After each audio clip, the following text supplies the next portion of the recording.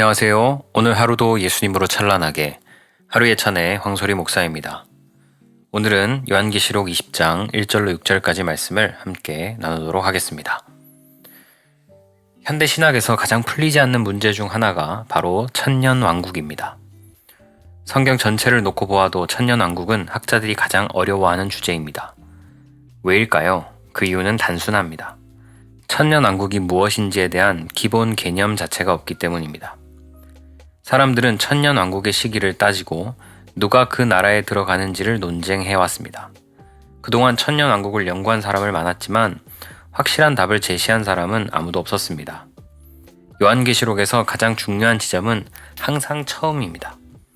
사람들이 1장 1절을 놓쳤기 때문에 그 이후의 모든 내용은 비밀이 되었고 난제가 되었습니다. 인간이 더 열심히 연구할수록 성경은 더 깊은 문제의 늪으로 들어갑니다. 하나의 난제를 풀기 위해 세운 논리는 곧이어 등장하는 다음 구절을 또 다른 난제로 만들어버립니다. 천년왕국도 마찬가지입니다. 인간의 논리로 고민할수록 천년왕국에 대한 오해와 잘못된 상상만 늘어났습니다. 그래서 오늘 우리는 새로운 이론을 만들려 하지 않습니다. 이번 장에서는 요한계시록 20장 전체를 따라가며 천년왕국이 무엇인가를 예수님의 계시 안에서 살펴보려고 합니다. 주님께서 주시는 계시는 인간의 노력의 결과가 아니라 사랑하는 자에게 주시는 선물이기 때문입니다. 요한계시록을 이해하는 핵심은 언제나 하나입니다. 지상의 시각과 천상의 시각이 다르다는 것입니다. 우리는 이미 7교회를 통해 이 구조를 보았습니다. 지상에서 보면 연약하고 넘어지고 죄짓는 성도들이었지만 천상에서 보면 그들은 24장로였습니다.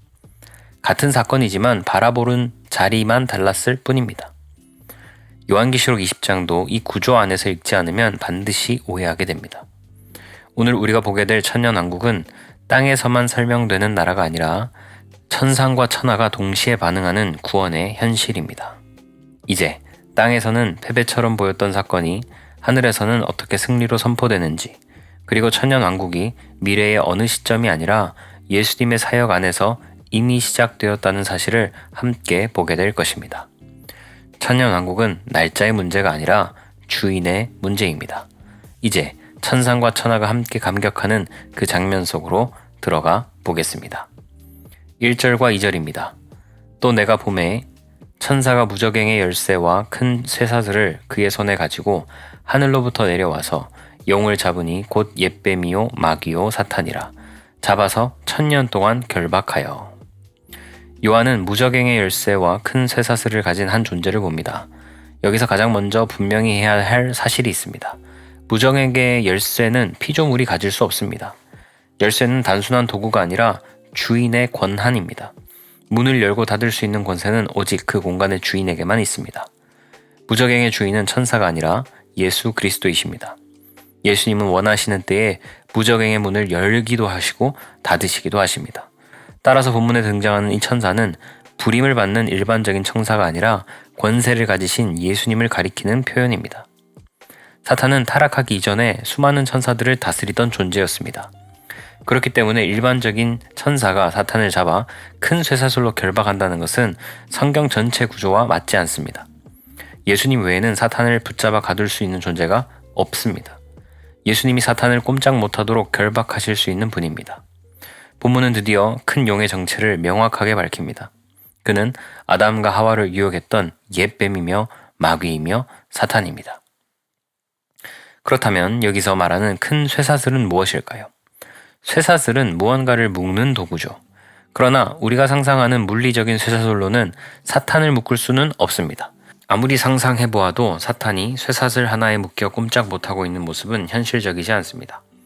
이 큰 쇠사슬은 도구가 아니라 캐릭터입니다. 큰 쇠사슬은 예수님의 권세와 위엄을 상징합니다. 사탄이 움직이지 못하는 이유는 쇠사슬에 묶여있기 때문이 아니라 예수님의 권위 앞에 완전히 눌렸기 때문입니다. 인간도 두려운 대상 앞에 서면 몸이 굳고 움직일 수 없게 됩니다. 예수님 앞에서 사탄이 바로 그 상태가 되었습니다. 사탄은 움직일 생각조차 하지 못한 채 숨소리조차 내지 못하고 벌벌 떨고 있습니다. 예수님의 위엄 앞에서 완전히 제압된 모습입니다. 이 장면은 얼마나 통쾌하고 얼마나 장엄한 장면입니까? 우리는 사탄을 떠올릴 때 본능적으로 두려움을 느낍니다. 많은 사람들이 요한계시록을 무섭고 두려운 책이라고 생각하는 이유도 바로 여기에 있습니다. 계시록에는 사탄, 마귀, 큰 용, 짐승 같은 존재들이 다른 성경보다 훨씬 자주 등장합니다. 그래서 우리는 이 책을 읽기도 전에 겁을 먹어버렸습니다. 그러나 계시라는 단어는 본래 두려움이 아니라 은혜의 단어입니다. 우리가 사탄을 두려워하는 이유는 우리 자신을 기준으로 보기 때문입니다. 사탄과 우리를 비교하면 지혜도 능력도 권세도 도저히 상대가 되지 않습니다. 사탄이 마음먹고 미혹하면 우리는 100이면 100 넘어질 수밖에 없습니다. 그래서 복음은 더 놀랍습니다. 예수님은 이처럼 연약한 우리를 위해 신랑이 되어 주셨습니다. 그리고 신부를 위협하는 모든 대적을 친히 앞서 완전히 제압하셨습니다. 계시록 20장 1절과 2절은 사탄이 얼마나 강한지를 보여주는 장면이 아니라 예수님이 누구신지를 보여주는 장면입니다.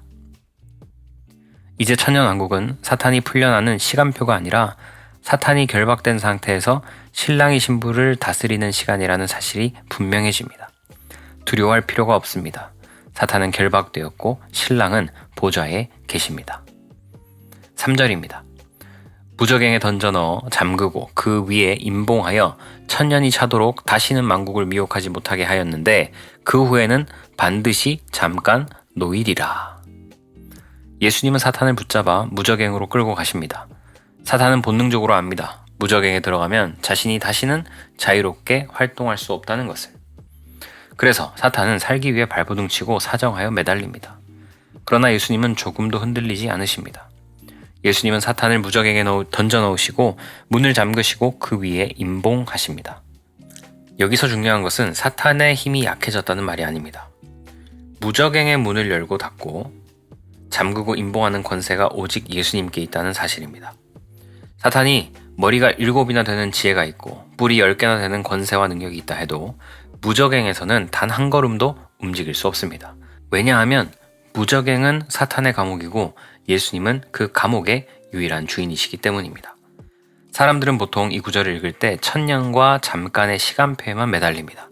그러나 3절에서 가장 중요한 질문은 언제냐가 아니라 왜냐입니다. 예수님이 사탄을 가두신 이유가 본문에 분명히 기록되어 있습니다. 다시는 만국을 미혹하지 못하게 하였다. 핵심은 이것입니다. 예수님이 사탄이 미혹하는 일을 못하게 하셨습니다. 사탄의 가장 큰 무기는 칼이 아니라 미혹입니다. 사탄은 성도들을 넘어뜨리기 위해 거짓말로 흔들고 의심으로 무너뜨리고 정죄로 주저앉히는 자입니다. 그래서 예수님은 사탄을 묶으셔서 더 이상 성도를 마음대로 흔들지 못하게 하신 것입니다. 그리고 성경은 말합니다. 그 후에는 반드시 잠깐 놓이리라. 이 말은 사탄에게 또 한 번의 기회를 주신다는 뜻이 아닙니다. 예수님의 계획 안에서 사탄의 마지막 패배가 더 분명해지도록 잠깐 풀려나는 시간이 있다는 뜻입니다. 그 이유와 의미는 이어서 나오는 본문에서 더 자세히 드러납니다. 4절입니다. 또 내가 보니 거기 앉은 자들이 있어 심판하는 권세를 받았더라.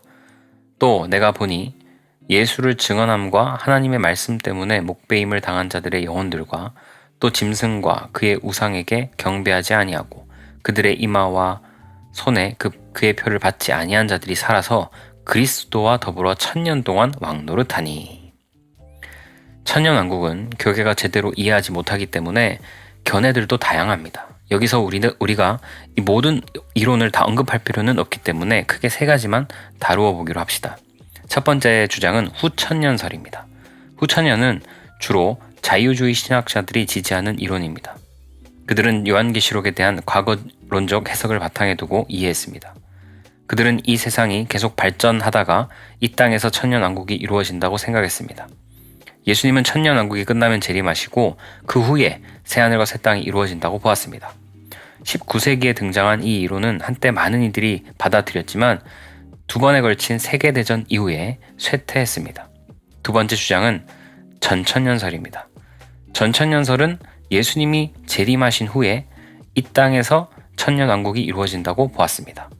그들은 예수님이 재림하시기 전에 대환란이 일어나고 고난받는 성도들의 휴거가 일어난다고 보았습니다. 대환란 후에 예수님이 재림하시면 천년왕국이 시작된다고 주장했습니다. 세대주의적 전천년설과 역사적 전천년설 등이 있지만 큰 틀은 대동소이합니다. 세 번째 주장은 무천년설입니다. 무천년설은 지금이 바로 천년왕국 시대라고 주장했습니다. 성도들이 이 땅에서 왕노릇하고 있을 때에 예수님이 재림하셔서 새하늘과 새 땅이 이루어진다고 보았습니다. 천년왕국에 대한 기존 해석의 문제점은 다음과 같습니다. 첫째, 기존 해석은 천년왕국이 모두 땅에서 이루어진다고 보았습니다.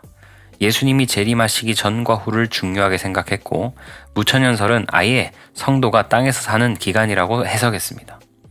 그러나 본문에서 말하는 천년왕국은 땅에서 이루어지지 않습니다. 4절에는 보좌가 등장합니다.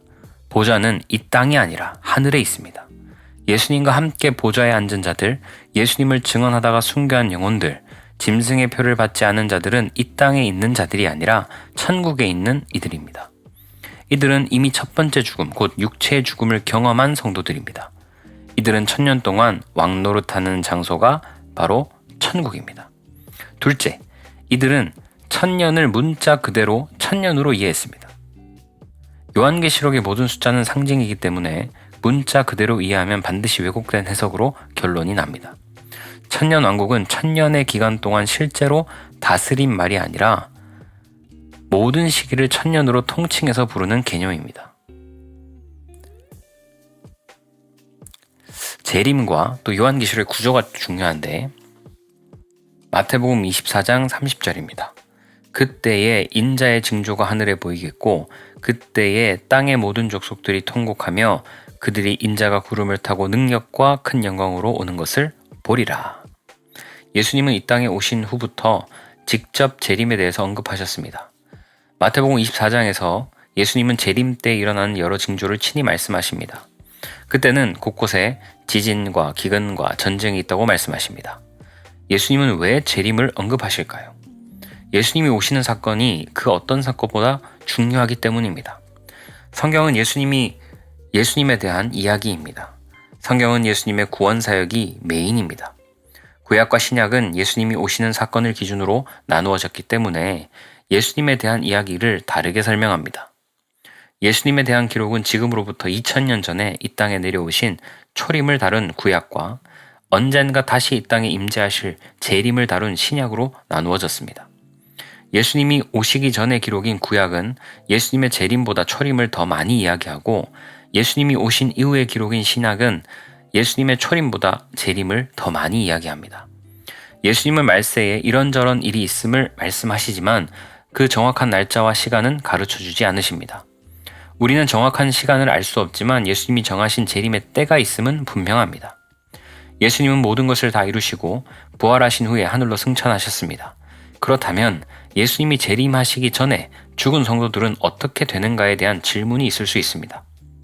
이 문제는 요한계시록의 특징을 가지고 이해해야 합니다. 요한계시록은 시간 순서대로 기록하는 것이 아니라 요한이 천상과 지상을 계속 이동하면서 본 것을 말하는 구조입니다. 요한계시록은 지상에서 벌어진 일과 천상에서 벌어진 일이 혼합되어 있습니다. 예를 들면 천상에서 나오는 24장로는 구원받은 성도를 말하죠. 이들은 지상에서 보면 죽은 자들이지만 천상에서는 살아서 예수님과 함께 보좌에 앉아 있습니다. 또한 지상에서도 예수님을 믿으면서 아직 살아있는 성도들도 있습니다.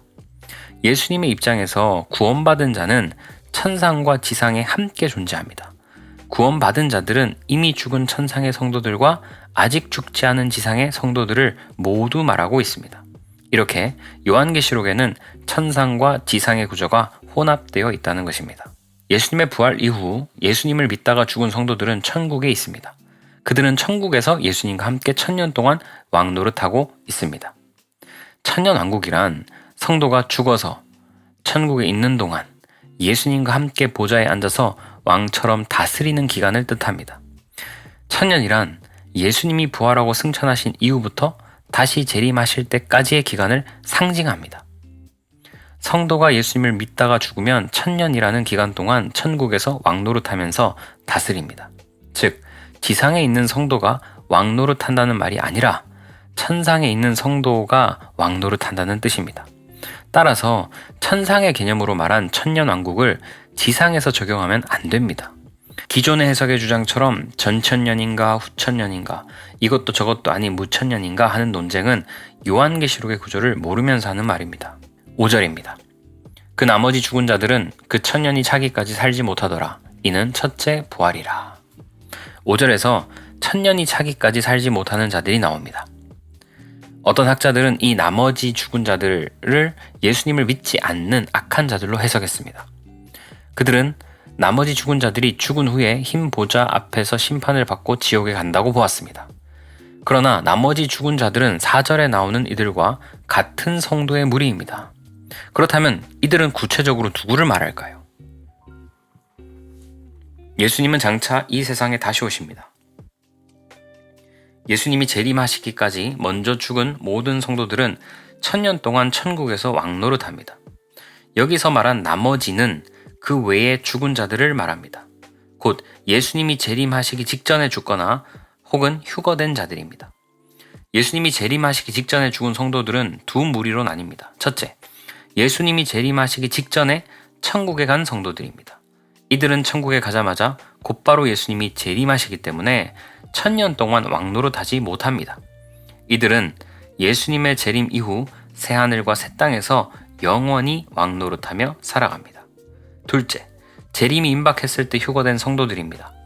예수님이 재림하시면 사탄이 무적행에서 잠깐 놓여 모든 인간을 미혹합니다. 예수님은 그 전에 이 땅에서 살아있는 성도들을 모두 휴거시키십니다. 이들은 첫째 죽음을 경험하지 않고 살아서 하늘로 올라갑니다. 이 경우에도 역시 1000년을 채우지 못합니다. 따라서 나머지 죽은 자들은 1000년 동안 왕노릇하지 못하고 천국에 가는 성도들을 가리킵니다. 성경에서 숫자가 나오면 그 의미를 주의 깊게 살펴야 합니다. 이사야 65장 20절에 천국에 대한 말씀이 있는데 거기는 날수가 많지 못하여 죽는 어린이와 수완이 차지 못한 노인이 다시는 없을 것이라 곧 100세에 죽는 자를 젊은이라 하겠고 100세가 못되어 죽는 자는 저주받은 자이리라. 여기서 거기는 천국을 뜻합니다.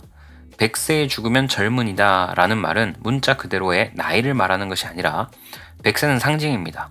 이 말은 죽지 않는다는 뜻입니다. 100세가 못되어 죽는 자는 저주받은 자라는 표현도 같은 의미입니다. 이는 영원한 생명을 비유적으로 표현한 말씀입니다. 동일하게 요한계시록 20장의 1000년도 오랜 기간을 뜻하는 상징적인 숫자입니다. 예수님이 재림하시는 날과 시간을 성도는 알 수 없기 때문에 성경은 그 기간을 1000년이라는 숫자로 표현했습니다. 예수님이 승천하신 후 초대교회 성도들은 상당히 많은 수가 순교했습니다. 그들이 죽은 때로부터 우리가 사는 시대까지 약 2000년이 흘렀죠. 그렇다고 해서 초대교회 성도들이 2000년 동안 왕노릇한다 라고 말하지 않습니다. 종교개혁을 통해 유럽 교회의 부흥을 일으킨 루터와 칼빈은 500년 전에 죽었지만 500년 동안 왕노릇한다고 말하지 않습니다. 이집트에서 이스라엘 백성을 이끌고 광야로 나아간 민족의 지도자 모세 역시 3500년 동안 왕노릇한다고 말하지 않습니다. 성도마다 죽은 시기가 다르기 때문에 모든 성도를 일일이 기록할 수 없죠. 그래서 성경은 예수님이 재림하시기 전에 죽은 모든 성도들을 대표하여 1000년이라는 숫자로 통칭했습니다. 다시 4절로 돌아가면 4절에 보면 1000년 동안 왕노릇하는 자들이 누구인지 분명히 나옵니다. 그들은 예수를 증언하다 죽은 자들, 하나님의 말씀 때문에 순교한 자들, 짐승과 그의 우상에게 경배하지 않은 자들, 이마와 손에 표를 받지 않은 자들입니다. 다시 말해 예수님을 믿다가 죽은 성도들을 의미합니다. 이들은 부활하여 예수님과 함께 보좌에 앉아있는 자들이죠. 이들은 모두 구원받은 자들입니다. 구원받은 자들이 1000년 동안 왕노릇합니다. 구원받은 자들이 예수님과 함께 보좌에 앉아 심판하는 자들입니다. 우리는 예수님을 믿고 죽으면 천국 갑니다. 그리고 예수님과 함께 보좌에 앉아 1000년 동안 왕노릇합니다. 오늘 죽은 사람이 있다고 가정해 봅시다. 만약 예수님이 5000년 후에 오신다면 5000년 동안 왕노릇한다고 말할 수 없습니다. 2000년 후에 오신다면 2000년 동안 왕노릇한다고 말할 수 없습니다. 예수님은 기간을 계산하게 하려 하는 것이 아니라 죽음 이후에 영원한 나라가 있다는 사실을 알려주기를 원하십니다. 예수님은 주님과 함께 보좌에 앉아 왕처럼 다스리는 이 놀라운 은혜를 우리에게 말씀해주고 계십니다. 1000년 동안 감격하는 사례가 있습니다. 요한복음 8장 56절. 너희 조상 아브라함은 나의 때를 볼 것을 즐거워하다가 보고 기뻐하였느니라. 아브라함은 하나님의 부르심을 받고 고향을 떠난 이후로 쉽지 않은 인생을 살았죠. 그는 모든 생명을 담보로 한 채 가족과 식솔들을 데리고 먼 길을 나섰고 2번이나 아름다운 아내 때문에 죽음의 위협을 느끼기도 했습니다. 25년 동안 자신의 후손이 태어나기를 기다리다 지치기도 해봤고 사랑하는 독자 이삭을 자신의 손으로 죽이기 직전의 상황까지 몰리기도 했습니다. 아브라함의 인생은 기쁨과 즐거움보다는 고통과 아픔이 훨씬 많았습니다. 그러나 예수님은 요한복음 8장 56절에서 아브라함이 즐거워했고 기뻐했다고 말씀하십니다. 첫째, 아브라함은 구원자를 볼 것을 기대하며 즐거워했습니다. 둘째, 아브라함은 천국에서 구원자의 때를 기다리며 즐거워했습니다.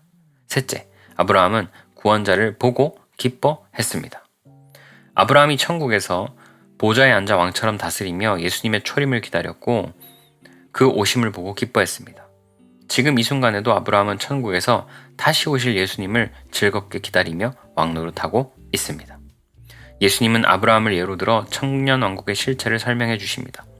천년왕국의 은혜는 아브라함에게만 주어진 것이 아니라 오늘 우리에게도 동일하게 주어진 은혜입니다. 세상의 종말이 이루어지면 예수님은 재림하시고 자신의 성도들과 혼인잔치를 하십니다. 성도는 천주교의 주장처럼 재림 때까지 연옥에 대기하지 않습니다. 성도는 죽으면 곧바로 하나님의 보좌 앞에 갑니다. 성도는 천국에서 예수님과 함께 보좌에 앉아 1000년 동안 왕노릇합니다. 성도는 혼인잔치가 이루어지기 전까지 왕노릇하며 예수님께 묻습니다. 주님께서 흘리신 피값을 언제 갚아 주십니까? 예수님은 잠시 쉬고 있으라고 말씀하신 뒤 7인 7나팔 7대접으로 땅에 거하는 자들만 심판하십니다. 이 모든 과정을 천상의 성도들은 1000년 동안 왕노릇하며 바라봅니다. 그들의 마음은 기쁨으로 넘쳐나고 예수님의 심판을 보며 즐거워합니다. 전천년, 후천년, 무천년 주의자들은 천년왕국을 지상의 개념으로 이해했기 때문에 끝없는 논쟁에 빠졌습니다. 그러나 천년왕국은 지금도 천상에서 실제로 존재하고 있습니다. 예수님의 부활 이후부터 재림까지 천년왕국은 계속됩니다. 그렇다면 예수님이 오시기 전에 죽은 노아, 아브라함, 다윗, 엘리야 같은 구약의 성도들은 어떻게 될까요? 예수님께서 십자가에서 다 이루었다고 선포하셨을 때 아담의 죄부터 예수님이 오시기 이전의 모든 죄까지 자신에게 소급 적용하셨습니다. 예수님은 전에도 계셨고 지금도 계시며 앞으로도 계시는 분이시기 때문에 구약과 신약 그리고 앞으로 태어날 모든 성도들의 죄까지 다 용서하셨습니다.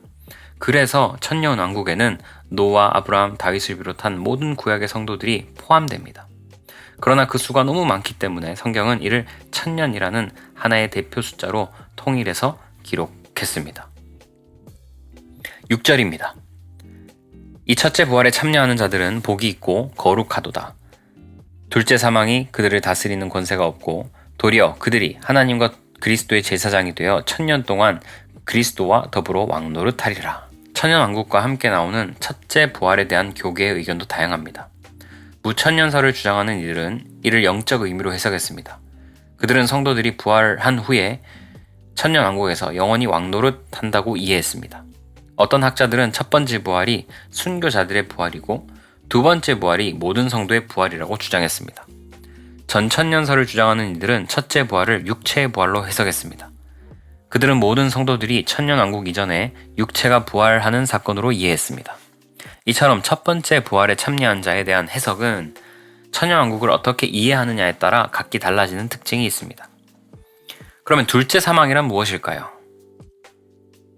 둘째 사망에 대한 유대교적 개념은 부활에서 제외되어 그대로 무덤에 머무는 상태를 말합니다. 성경은 사망을 두 종류로 말합니다. 먼저 첫 번째 사망이 있고 첫 번째 사망이란 인간이 육체적으로 죽는 것을 의미합니다. 인간은 아담이 선악과를 먹고 타락한 이후로 한 번 죽는 것이 정해져 있습니다. 그러나 여기서 말하는 죽음은 육체에만 해당됩니다. 육체는 첫 번째 사망과 함께 흙으로 돌아가지만 영혼은 절대로 죽지 않습니다. 다음으로 둘째 사망이 있습니다. 둘째 사망이란 육체의 죽음 이후에 심판을 받고 지옥에 가서 영원히 형벌을 받는 사건입니다. 인간의 영혼은 육체의 죽음 이후에 천국 혹은 지옥에서 영원한 시간을 보내게 됩니다. 둘째 사망을 당한 자들은 생명의 근원이신 예수님과 영원히 단절되는 고통 가운데 예수님을 믿지 않던 자신의 행위대로 영원한 죄값을 치르게 됩니다. 첫째 부활은 누구에게 적용되냐? 첫째 부활은 성도에게만 적용됩니다. 첫째 사망은 모든 인간에게 정해져 있기 때문에 성도 역시 첫째 사망을 피하지 못하고 주님이 부르시는 때에 반드시 죽습니다. 그러나 성도에게는 둘째 사망은 존재하지 않습니다. 그 이유는 예수님께서 사망을 이기시고 부활의 첫 열매가 되셨기 때문입니다. 예수님은 자신의 택한 자들이 죽으면 천국으로 불러서 영원한 생명을 공급해 주십니다. 이것을 성경은 첫째 부활이라고 부릅니다. 성도는 예수님의 공로로 구원받았기 때문에 둘째 사망, 곧 지옥에 들어가지 않습니다. 성도에게 둘째 사망이 임하지 않기 때문에 성도의 부활은 한 번뿐입니다. 그래서 첫 번째 부활에 속한 자들은 복이 있다. 그 뜻입니다. 성도는 예수님의 공로로 인해 둘째 사망의 지배를 받지 않습니다. 성도는 천국에서 예수님과 함께 1000년 동안 왕처럼 다스립니다. 이 기간 동안 성도들은 악한 자들이 심판받는 모습을 보게 되고 마침내 어린 양의 혼인잔치에 참여하여 기쁨을 누리게 됩니다. 천년왕국은 미래의 어느 정치적 왕국이 아닙니다. 천년왕국은 이미 시작된 천상의 현실입니다. 성도는 이 땅에서 고난을 겪고 죽음 앞에서는 연약해 보이지만 천상의 시각에서 보면 이미 보좌에 앉아있고 예수님과 함께 왕노릇하고 있으며 둘째 사망이 결코 다스릴 수 없는 자들입니다. 그래서 요한계시록은 두려움의 책이 아닙니다. 요한계시록은 성도의 미래를 미리 보여주는 위로의 책이고 승리의 책입니다. 우리는 죽음을 두려워하지 않습니다. 사망의 끝을 알고 있기 때문입니다. 예수님 안에 있는 자는 첫째 사망은 문일 뿐이며 첫 번째 부활은 시작이며 둘째 사망은 존재하지 않습니다. 오늘도 우리는 이 땅에 살고 있지만 동시에 천상에서 왕으로 부름받은 존재입니다. 이 소망으로 오늘을 살아가십시오. 그리스도와 더불어 1000년 동안, 아니 영원히 왕노릇하게 될 것이기 때문입니다. 기도하겠습니다. 예수님 감사합니다. 천년왕국을 통해서 성도들이 이 땅에서 고난을 겪고 죽음 앞에 연약해 보이지만 하늘의 시각에서 이미 보좌에 앉아 있으며 예수님과 함께 왕노릇하며 영원히 사는 존재가 되었음을 알게 하시니 감사합니다. 이 소망을 품고 오늘 하루도 살아가게 하시고 예수님과 더불어 1000년이 아니라 영원히 왕노릇하는 인생으로 살아가는 그 기쁨과 감격을 누리며 살아갈 수 있도록 오늘 하루도 함께하여 주옵소서. 감사드리며 우리에게 생명 주신 예수님 이름으로 기도합니다. 아멘.